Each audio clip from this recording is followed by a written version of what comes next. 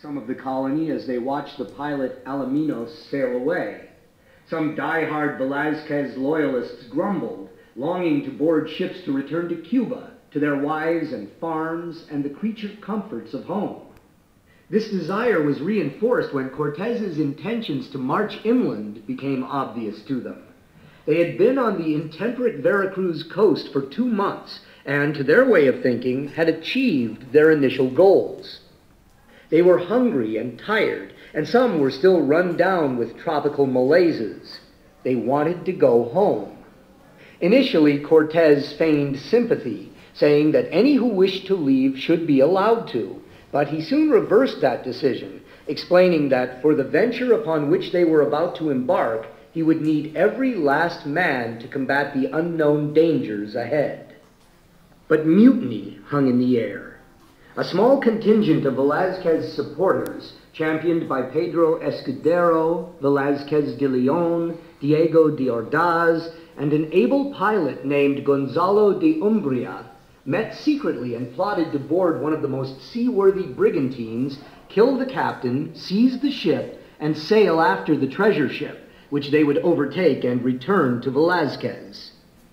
During the night they commenced preparations, loading flitches of salt pork, rations of cassava bread, water, oil, and some local fish, and planned a silent midnight departure.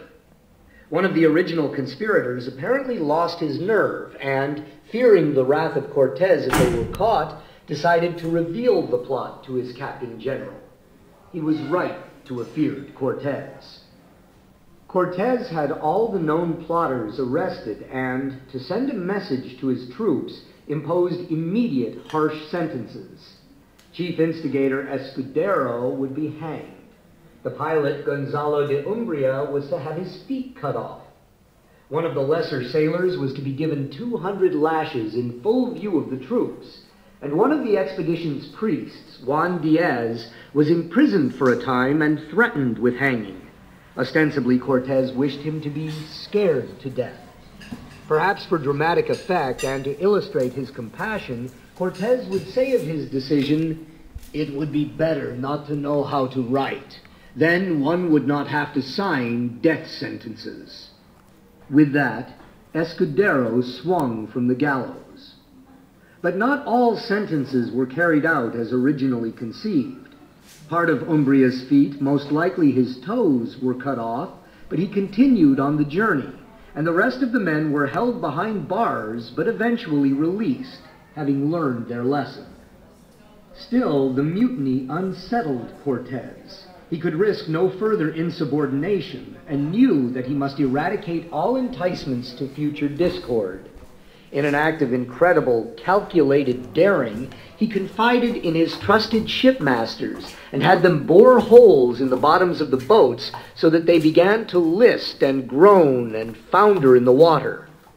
Then Cortes gathered his troops. The hulls of some ships were worm-eaten, he explained, and others were weakened by the heavy gales and pounding surf of their long journeys. He ordered the boats stripped of sails and cables, cordage and nails, tackle and rigging, cables and pulleys, oars and all navigational equipment, and stowed all the usable hardware in the fort on the promontory above the beach. Then Cortes gave the order to have all the ships run aground or sunk. He scuttled his fleet. As the last of the great ships fell below the level of the horizon and disappeared into the bottom of the dark Gulf waters, Cortes stood with his men. He had staked everything, his very life and all of theirs, on the future.